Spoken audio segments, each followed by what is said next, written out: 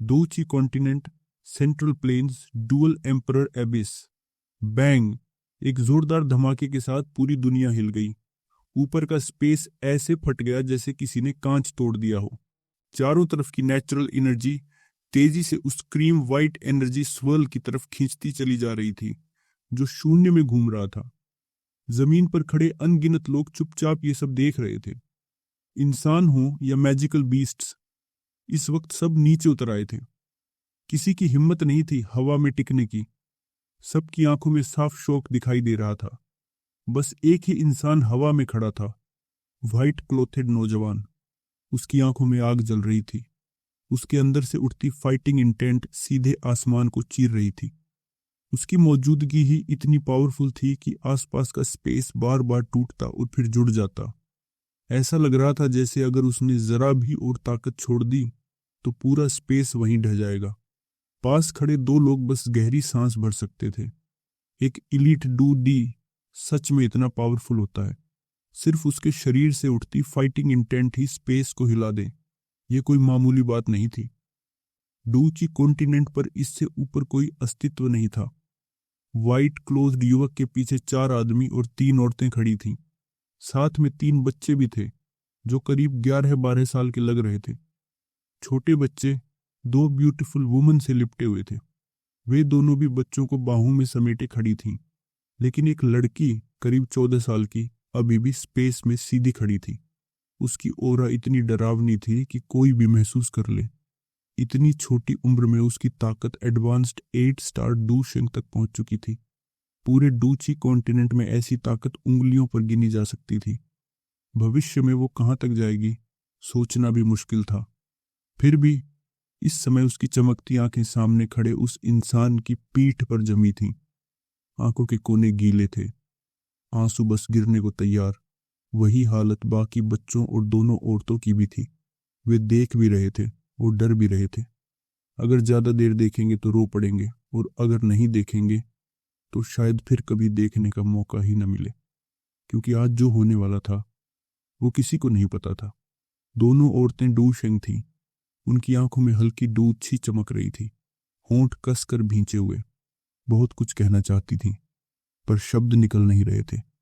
उन्हें बस एक ही बात पर भरोसा था, उसकी ताकत पर। शौयन ने हाथ में पकड़ी जेड बोतल को देखा।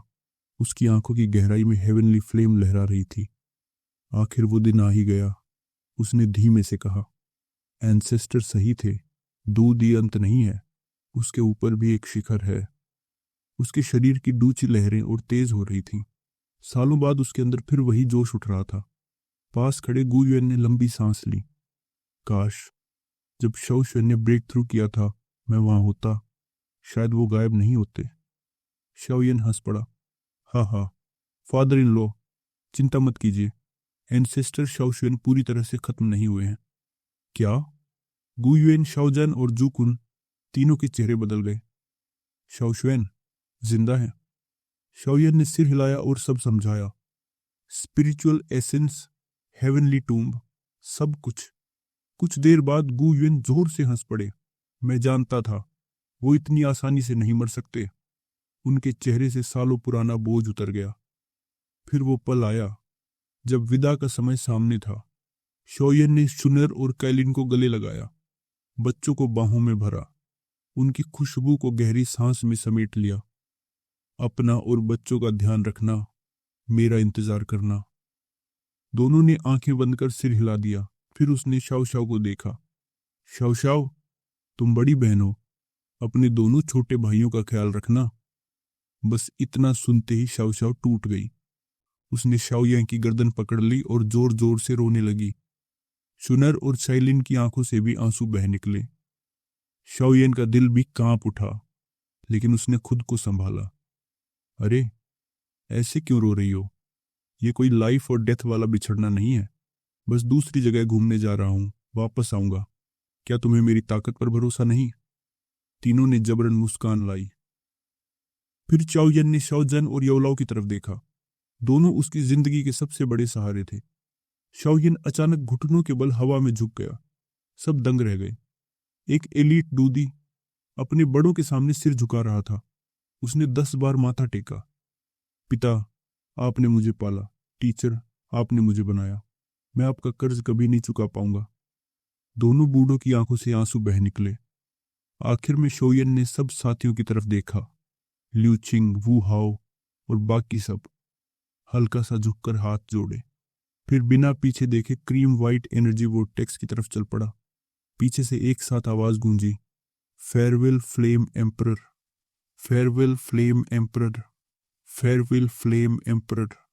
किसी ने डूची का इस्तेमाल नहीं किया, बस दिल से आवाज निकाली। फिर भी वो गूंज पूरे डूची कॉन्टिनेंट में फैल गई, क्योंकि वो सिर्फ एक इंसान नहीं था, वो था फ्लेम एम्परर शाओयान।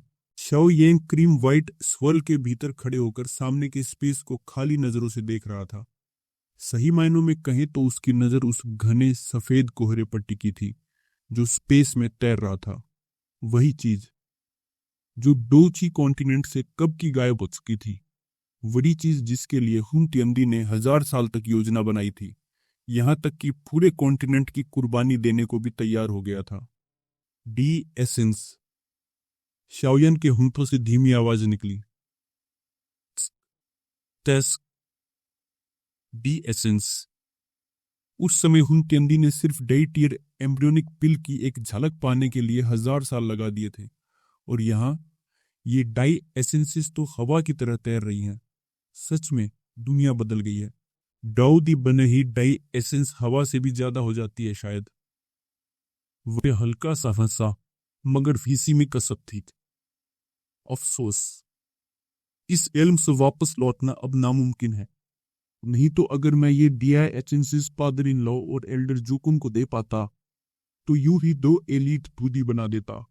आ, क्या बेकार की किस्मत। तस्क तस्क।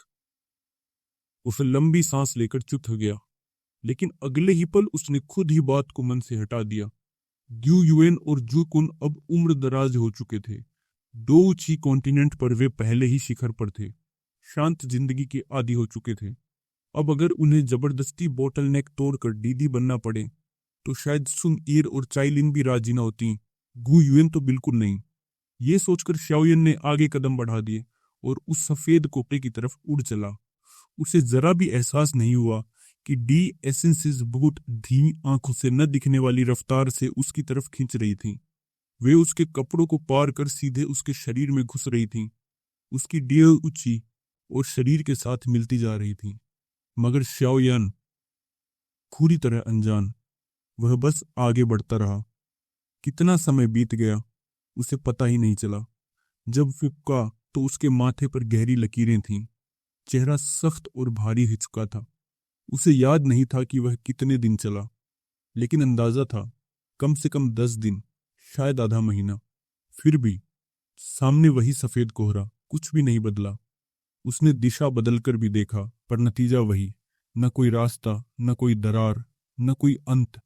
आखिर उसने अपना एम्परर रियल्म स्पिरिट फैलाया, फिर भी कुछ नहीं। हाँ, एक अजीब बात जरूर महसूस हुई। उसकी वापस आती स्पिरिचुअल एनर्जी में कुछ गड़बड़ थी, मगर क्या, वह पकड़ नहीं पा रहा था। उसका चेहरा और गंभीर हो गया। धीरे धीरे उसके शरीर में अजीब सूजन सी महसूस होने लगी। पहले उसने सोचा शायद एम्परर्स एसेंस की आदत नहीं पड़ रही। उसने रफ्तार बढ़ा दी, लेकिन जितना तेज बढ़ता, शरीर उतना ही ज्यादा भारी और सूजा हुआ महसूस होता। तभी अचानक उसकी नजर अपने फात पर गई। त्वचा पर बारीक दरारें थी। ध्यान से देखा तो पूरा शरीर ऐसे ही था। उसका दिल एक पल को ठहर गया, उसे पता ही नहीं चला, और अंदर से बुरी तरह घायल हो चुका थी। शरीर टूटने के कगार पर था। उसने डोक ही चलाकर दबाने की कोशिश की, मगर जैसे ही डोक ही घुमाई, सन्न रह गया। इतने कम समय में डोक ही इस्तेमाल ही नहीं कर पा रहा था। क्या ये क्या बुरा है? मेरा शरीर, मेरी डोक ही, ये कैसे? उसके अंदर घबराहट की आग भड़क। क्या डोगी से ऊपर कोई नहीं? इतने सालों से मेरी स्पिरिचुअल स्ट्रेंथ जो महसूस कर रही थी, क्या वो सब था? क्या एंशिएंट एलीट डोजी सब यही मर गए थे? अगर यही अंत है तो डोजी बनने का मतलब क्या था? उसका मन उफान मारने लगा। मैं ये नहीं मानता। टीचर के लिए, पिता के लिए, सुन एयर के लिए, क्लैन के लिए, पूरे डोची कॉन्टिनेंट के लिए मैंने खुद को झूक दिया। 9 बार बदला, शेंग बना, 2 शेंग की सीमा तोड़ी, डी बना, उन केंदी को हराया, और अब ये सब मजाक है। मैं नहीं मानता, मैं नहीं मानता।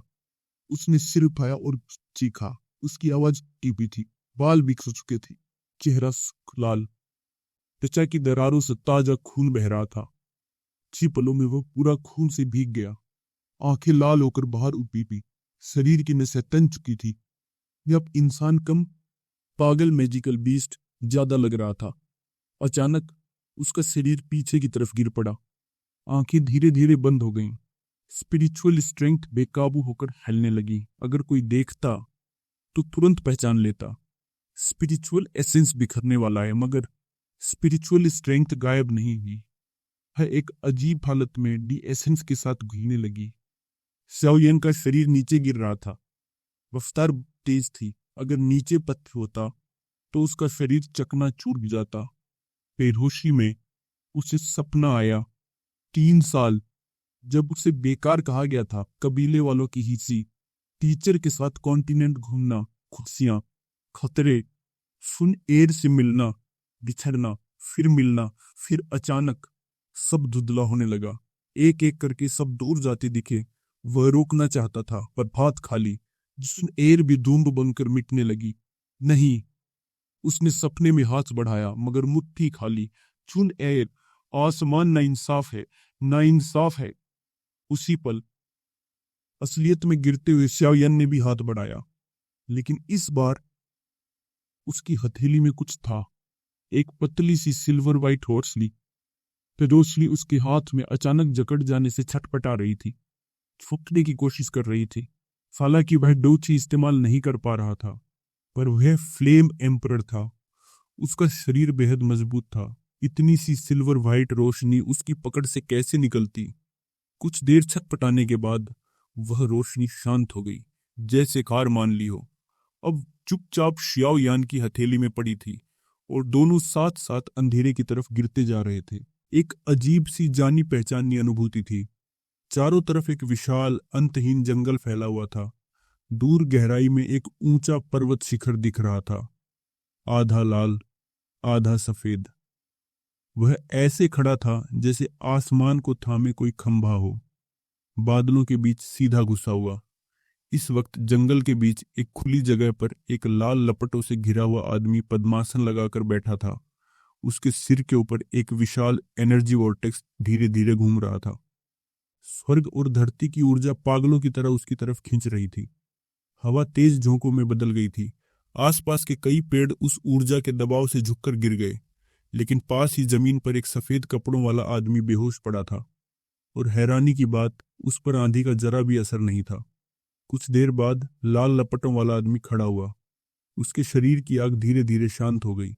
एक सुंदर चेहरा सामने आया। उसकी भौहों के बीच आधा काला और आधा लाल फ्लेम मार्क हल्के से चमक रहा था। उसने भौहें सिकोड़कर बगल में पड़े आदमी को देखा, जांच की। वह ठीक था। फिर उसने दूर उस लाल सफेद पर्वत की तरफ देखा। कुछ सोचकर फिर से पद्मासन में बैठ गया। चुपचाप इंतजार करने लगा। काफी देर बाद जमीन पर पड़ा आदमी हल्की खांसी के साथ उठ बैठा। खां, मैं अभी जिंदा हूं।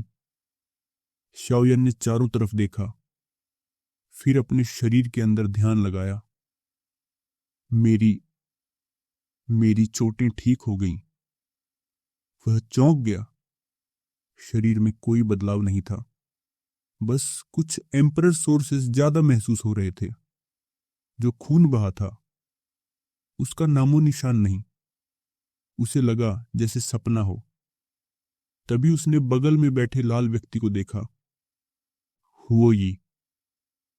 फिर उसे अचानक याद आया, सुनो होई, तुम्हें याद है उस स्पेस में क्या हुआ था? उसकी आवाज में हल्का संकोच था। जब वह मरने के कगार पर था, होई सामने नहीं आया, जबकि दोनों मूल रूप से एक ही थे। होई की अपनी बुद्धि थी, मगर वो शाओयान को खतरे में छोड़ नहीं सकता था। इसलिए उसने सीधे सवाल करने की बजाय घुमाकर पूछा। होई ने हल्के अपराध बोध के साथ जवाब दिया, मुझे सब याद है, मैंने तुम्हें घायल होते देखा। वह कुछ पल रुका, फिर बोला, लेकिन मैं मदद नहीं कर सका, चेतावनी तक नहीं दे पाया। जैसे ही हम वोर्टेक्स में घुसे, मेरी सारी शक्ति सील हो गई। जितना भी संघर्ष किया, बेकार था। शाओयन चुप हो गया। जब एक डूदी होकर वह खुद मौत के करीब पहुंच गया, तो होई क्या करता? इन 10 सालों में होई की ताकत बढ़कर 9 स्टार डूशेंग के शिखर तक पहुंच चुकी थी। परफेक्ट 9 स्टार डूशेंग से बस एक कदम दूर। फिर भी बेबस। हुई पहले इन्फेंट जैसा दिखता था, मगर अब नहीं। उसकी अपनी समझ थी। पहले दोनों की सोच आपस में जुड़ी रहती थी, जिससे अजीब सी असहजता होती थी। इसलिए शाओयान ने दोनों की सोच अलग कर दी। हेवनली फ्लेम तो आखिर उसका ही था। उसने बहुत मेहनत से हुई की चेतना अलग की, उसके लिए फायर स्पिरिट बॉडी बनाई, सालों तक हेवनली फ्लेम से पोषण दिया। तब जाकर हुई पूरी तरह स्वतंत्र हुआ। अब शाओयान हेवनली फ्लेम इस्तेमाल कर सकता था, और हुई भी life transformation flame secret technique के कारण एक अलग हेवनली फ्लेम जैसा बन चुका था। इतना कहकर हुई ने हाथ घुमाया। उसकी हथेली में एक सिल्वर व्हाइट रोशनी का पतला बैंड दिखाई दिया। वह लगातार मचल रहा था। उसके आसपास छोटे छोटे स्पेशल क्रैक्स बन रहे थे। शाओयान ने ध्यान से देखा, ये स्पेस फोर्स? लेकिन ये साधारण स्पेस फोर्स नहीं था। इसमें हल्की सी स्पिरिचुअल विजडम थी। तुमने इसे उस स्पेस में पकड़ा था, होई ने बताया। जब मैं बाहर आया, देखा तुम इसे कसकर पकड़े हुए थे, इसलिए मैंने इसे संभाल लिया। शाओयान को तुरंत अपना सपना याद आया। सुन एयर को पकड़ने की कोशिश और हाथ में कुछ आ जाना। वह गहरी सांस लेकर शांत हुआ। उसने वो सिल्वर व्हाइट स्पेस फोर्स वापस लेने के बजाय अपना हाथ फैलाया। सुनहरी रोशनी चमकी। उसकी हथेली पर एक गोल्डन थंडर ड्रैगन घूम रहा था। वह स्पेस फोर्स को देखकर उत्साहित होकर ड्रैगन रोर कर रहा था। लिटिल जीन, क्या कर रहे हो? ये 9 मिस्टीरियस गोल्डन लाइटनिंग था। पहले उसकी ताकत 1 स्टार डो जून तक गिर गई थी, मगर शाओयान ने 10 साल में उसे फिर डो शेंग स्तर तक पहुंचा दिया था, और अब वो इस स्पेस फोर्स को निगलना चाहता था। शाओयान ने कुछ पल सोचा, फिर हाथ पीछे खींच लिया। बस फिर क्या था? लिटिल जिन ऐसे झपटा जैसे खुला हुआ जंगली घोड़ा। एक पल में स्पेस फोर्स के सामने स्पेस फोर्स सिमट कर कांपने लगा। लिटिल जिन ने उसे गोल्डन लाइट में लपेट लिया। कुछ देर मरोड़ फुफकार, फिर एक संतुष्ट ड्रैगन रोर। लिटिल जिन हवा में पलटा खाकर वापस शाओयान की बाह पर आ बैठा, फिर तुरंत गहरी नींद में चला गया। जो ऊर्जा निकली थी उसे रिफाइन करने। शाओयान मुस्कुराया, सिर हिलाया, फिर हुई से पूछा, ब्लैक फ्लेम कहाँ है? वो तुम्हारे साथ क्यों नहीं है? वह नाहिलिटी डिवाउरिंग फ्लेम की बात कर रहा था। हुन कैंडी को सील करने के बाद वह हेवनली फ्लेम स्क्वायर से निकलकर फिर शाओयान के साथ रहने लगा था। एम्पेरर बनना चाहता था, मगर शाओयान को मास्टर मानने से इनकार करता था। इसलिए शाओयान ने हेवनली फ्लेम एसेंस का हिस्सा हुई में मिला दिया था, ताकि दोनों एक दूसरे का स्थान महसूस कर सकें। लेकिन इस बार हुई ने जवाब नहीं दिया। उसने बस चुपचाप सिर उठाया, दूर खड़े उस आधे लाल आधे सफेद पर्वत को देखने लगा। उसकी आंखों में हल्की शंका झलक रही थी। शाओयान ने हुई की नजरों का पीछा किया और दूर देखा। सामने बादलों को चीरती हुई लाल सफेद रंग की ऊंची पहाड़ी खड़ी थी। शाओयान हल्का सा भौहें सिकोड़कर उसे देखने लगा। अभी कुछ देर पहले जब उसने इधर देखा था, तो उसे साफ महसूस हुआ था कि वहां कुछ ऐसा है जो उसे जाना पहचाना लग रहा है, जैसे पहले कभी देखा हो, मगर वो एहसास पल भर में गायब हो गया। अब दोबारा देखने पर कुछ भी समझ नहीं आ रहा था। तुमने भी कुछ महसूस किया है ना?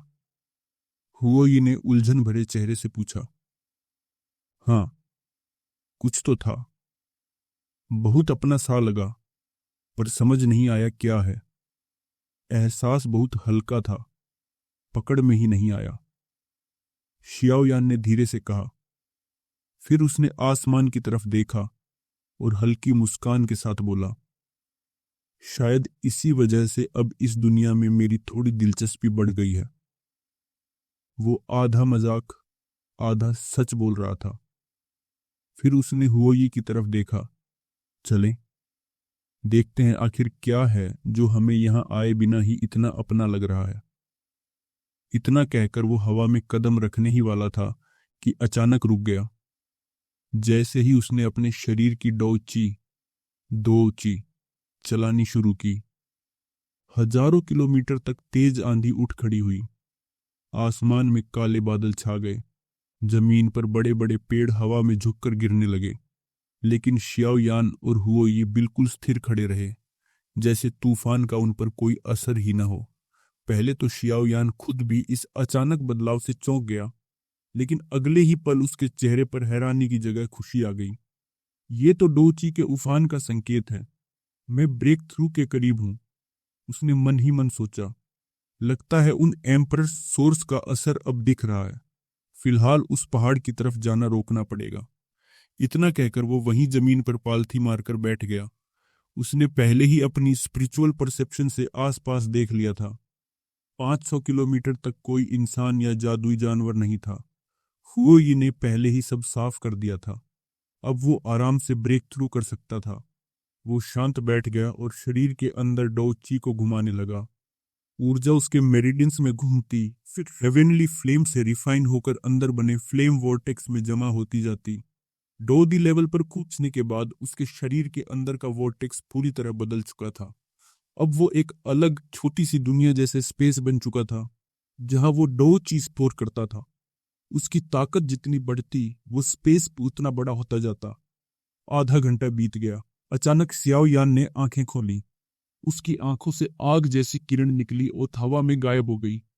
वो 10 साल से डोची को दबाकर रखा था, अब खुलकर चलाने में सच में मजा आ रहा है। ओई, मैं ब्रेक करने वाला हूँ, ध्यान रखना। ओई ने बिना कुछ कहे सिर हिलाया और हजारों मील दूर जाकर पहरा देने लगा। अब सियाओयान पूरी तरह ध्यान में डूब गया। जैसे जैसे उसके अंदर डोची तेजी से घूमने लगी, आसमान जमीन की ऊर्जा पागलों की तरह उसकी तरफ खींचने लगी।